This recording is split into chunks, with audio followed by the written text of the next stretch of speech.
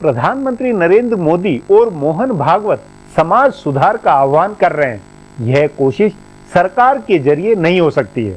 स्वयंसेवी संगठनों, हिंदू संगठनों के आंदोलनों से ही ऐसा कुछ हो सकता है जिससे समाज परिवार की मनोदशा बदले। क्या यह संभव है? क्या यह विवादों को न्योतना, राजनीति का बवाल खड़ा करना नहीं होगा? इस पर चर्चा के लिए आज मेरे साथ वरिष्ठ पत्रकार विनीत नारायण हैं।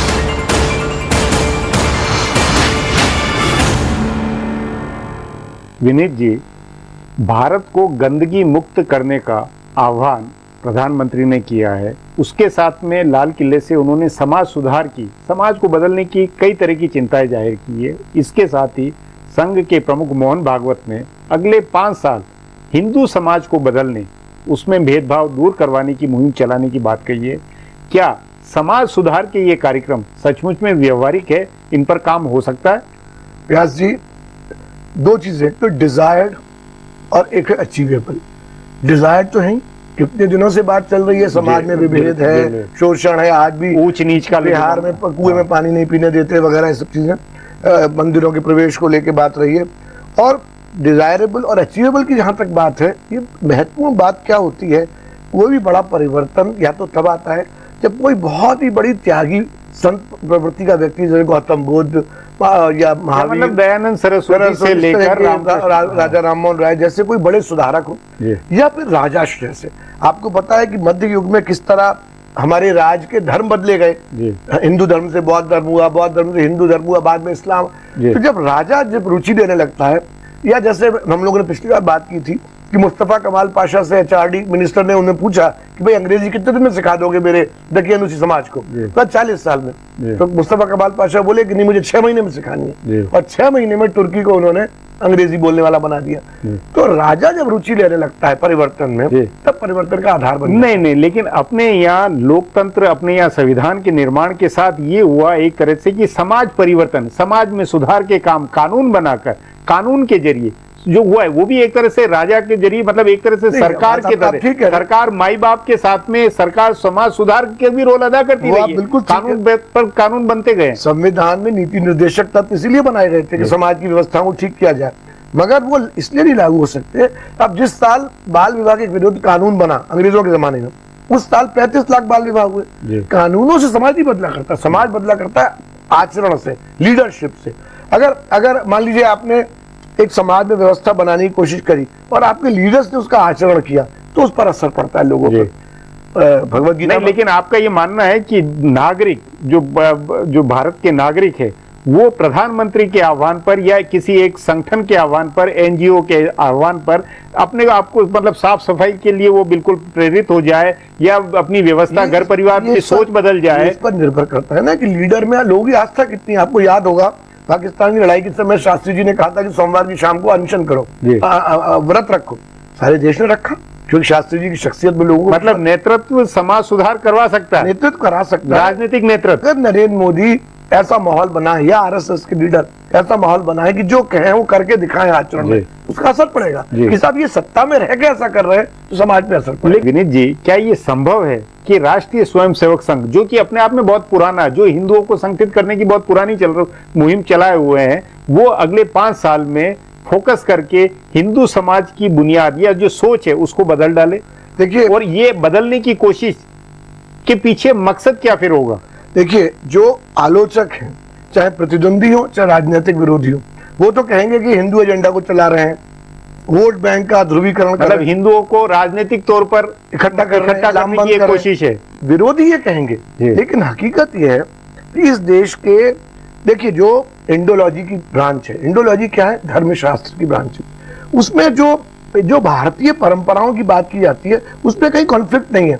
जैन का, बुद्ध का, सिख का, हिंदू का कोई कॉन्फ्लिक्ट की बात कहाँ आती है? जो लोग जो आरोप लगाते हैं कि साहब हिंदू राष्ट्र कर देंगे, तो नहीं, लेकिन अभी बुनियादी बात तौर पर ये है, जो मोहन भागवत ने जो अगले 5 साल का जो रोड मैप बताते हुए जो कहा है, वो ये कि समाज के अंदर जातिगत जो भेदभाव है, ये इन सबको दूर करना है। ये जो सामाजिक आंदोलन है, ये कैसे संभव है? ये तभी संभव है जबकि हम अपने, देखिए, एक उदाहरण छोटा सा देता हूँ।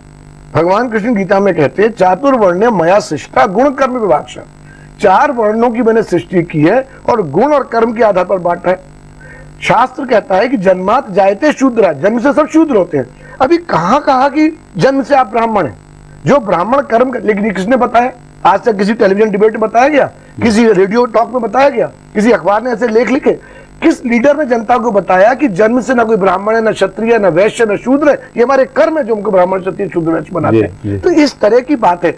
नानक की बात, कबीर की बात, रैदास की बात कब लोगों तक बताई गई? आप कुछ ही लोगों की बात को प्रमोट करते रहे इतने सालों तक, तो इसलिए नहीं, वो कुछ लोगों की बात नहीं, ये कुल मिला के स्वभाव का, या जो एक परंपरा चली आ रही है, जो एक शुरुआत की जो संस्कार पढ़ते हैं आपका सबके चलते ये भेदभाव और ये है, इसको कैसे दूर किया जा सकता है? आपके सामने उदाहरण है, रेलगाड़ी ने कितना एकीकरण किया इस देश में।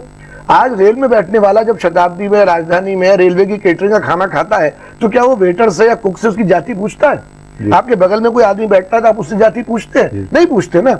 यहाँ तक कि जब शहरों में आकर लड़के पढ़ाई लड़कियां कर रहे हैं, तो अभी तक तो इंटरकास्ट की बात हो रही थी, अब तो इंटर रिलीजियस शादियां खूब होने लगी। बच्चे अपनी मर्जी की शादियां कर रहे हैं, अच्छी शादियां कर रहे हैं। सवाल यह है कि जो परिवर्तन है वो एक सतत प्रक्रिया होती है, ओवरनाइट तो चेंज होता नहीं है। नहीं, ये तो एक स्थायी बात है। उसके अंदर एक सरकार, एक प्रधानमंत्री ये आह्वान करे या एक स्वयंसेवी संस्था इस तरह की बात कहे, वो क्या सचमुच में भारत में वो कहा ना कि जब कोई अच्छे विचार को हम आचरण में लाते हैं और उसके पीछे पावर की बैकिंग होती है, उस नाते अगर आरएसएस खुद मिसाल रखे और प्रधानमंत्री खुद मिसाल रखे और कुछ प्रेरित करे, तब कुछ संभव है। तो लोगों को विश्वास बनेगा कि भाई इस तरह के आज एक छोटी सी बात है। अभी मैं पढ़ रहा था किसी मैगजीन, अंग्रेजी पत्रिका में, कि आप तिलक लगा के क्लास में जाते हैं तो आपका मजाक उड़ता है, लेकिन अगर आप दाढ़ी बढ़ा के जाली की टोपी पहन के जाते हैं तो आपका मजाक नहीं उड़ता। तो समाज ने मान लिया है कि जो अल्पसंख्यक है वो अपने धर्म का प्रदर्शन करेंगे तो स्वीकार है, लेकिन अगर बहुसंख्यक करेंगे तो उनको धर्मांतरण कर दिया जाएगा। अब इस एटीट्यूड में चेंज कब आएगा? जब नरेंद्र मोदी केसरिया साफा लगा के या पशुपतिनाथ मंदिर में पूजा करके तिलक लगा के बाहर निकलते हैं, तो जितने लोग इस बात, लेकिन यहाँ जो विरोधी हैं वो इसको कहेंगे आप ध्रुवीकरण करें।